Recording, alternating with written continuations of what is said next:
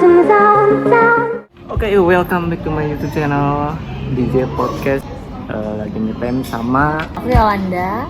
Kebetulan aku bukan dari keluarga yang berada, jadi pokoknya mah mantap. Dan ternyata nggak cukup. Dulu kan sudah mahal banget ya sih. Kayak sama lu kan sih? Iya. Baru aku nagih. Kemudian perhiasan berlian. Gimana kelincin sih? Karena acelengin maksudnya tuh Jakarta. Dan aku baru sadar sekarang. Tapi kalau berdua ya kita banyakan terus. Rame-rame. Sombong. Wasia. Itu hamil. Termain ya.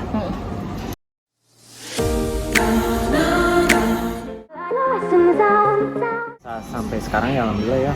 Iya. Nggak banyak orang yang bisa berteman sampai selama ini gitu dari SMP sampai. Apalagi cowok-cewek ya. Gue banyak sih temen cewek, seriusan banyak banget temen cewek. Kalau gue sih sedikit temen cowok, cuman berkualitas. Gue berkualitas dong ya. Jadi ya bukan gimana, jadi gue tuh kenapa banyak temen cewek karena banyak yang curhat ke gue gitu. Iya, karena lu emang enak diajak curhat sih. Jadi masih kebanyakan lu tuh gini enggak, lu tuh ngedenger tapi ya enak lah gitu. Ya, maksudnya ya kita jangan ngejudge orang ya kan, jangan ngejudge orang ya kita harus tahu dulu. Misalkan lu mendengar berita A ya jangan judge A dulu dong, harus tahu benar-benar apa titiknya gitu kan, apa titik masalahnya, baru lu bisa judgement gitu. Ya banyak sih cewek yang curhat gitu ya, makanya banyak temen cewek gitu. Ya ada juga beberapa orang yang mikir gua mainnya sama cewek mulu gitu kan. Padahal ya temen cowok juga banyak gitu, temen cewek banyak, seimbang lah. Gua mau ke cewek, temen cewek, temen cowok. Dan banyak yang nyangka, tapi gini loh pun ya, banyak yang gini, gua misalkan dekat sama lo gitu ya, ngobrol gitu ya, kebanyakan cowoknya tuh ya itu pada jelas. Padahal banyak temen cewek gue yang gitu. Jadi ya gue punya beberapa temen cewek yang gue emang deket gitu ya, emang udah kenal lama. Setiap ya namanya ya gue tahu dia hubungannya sama ini sekarang sama itu, dan setiap dia punya cowok ya awal-awal pasti jelas, tapi ketika ada yang bisa nerima, ada juga yang enggak. Ada yang sampai bilang gimana ya, mau gimana pun gitu, cewek sama cowok yang dibilang sahabat, tapi tetap pasti ada salah satu pihak ada yang mendekasa gitu kan. Gitu ya. Tapi enggak ya.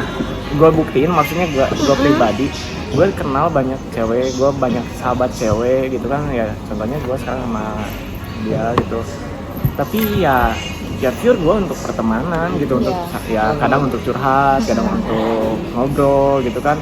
Ya sekarang kalau semua orang mikir kayak gitu ya gitu, hubungannya pasti kayak gitu. Gitu.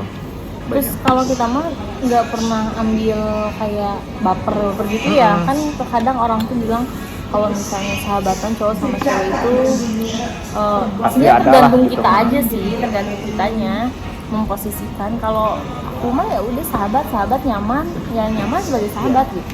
Yo maksudnya ya gue aneh juga, tapi ya emang sih maksudnya pasti plus minusnya adalah masih cuman ya dibilang apa ya, ada yang mengenang rasa dan lain-lain, itu mah balik lagi ke orangnya ya.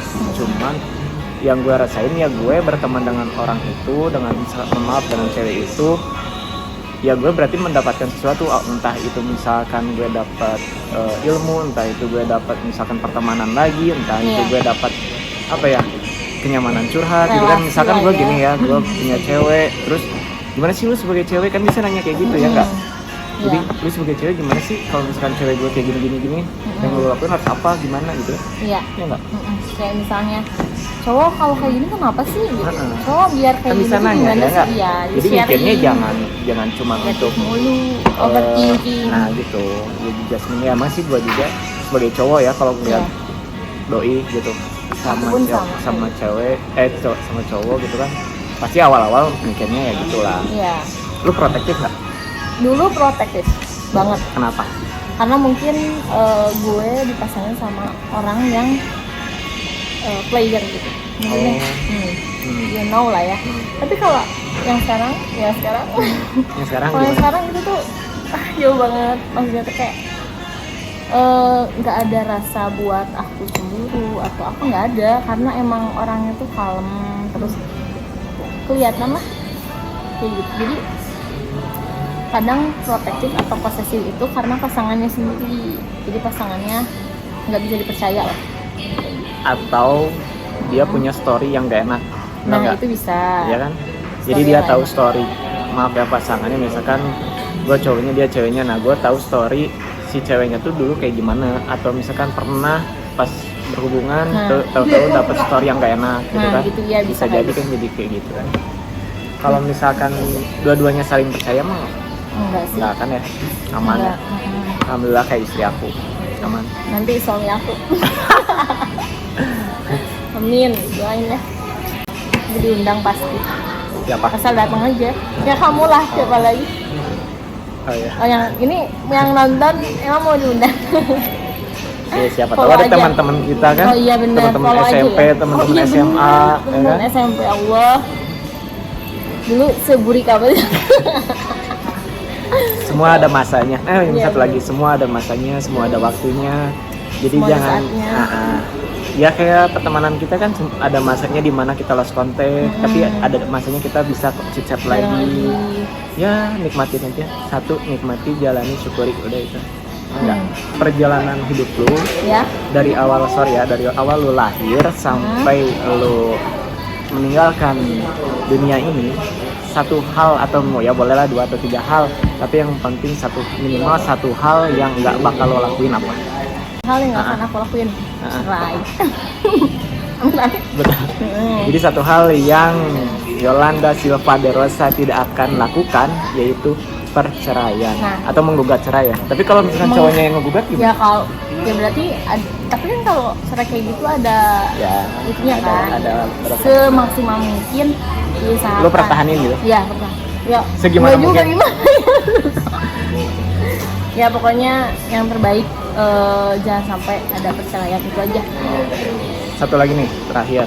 Wah, Pesan-pesan buat para muda-mudi atau milenial Indonesia yang mohon maaf lahir dari keluarga yang sederhana ya, keluarga yang cukup tapi tidak bisa mendukung untuk ekonominya, tidak bisa mendukung untuk kuliah. oke. Kayak contohnya gue juga nggak kuliah gitu kan. Nah, gua kira Gue nggak kuliah.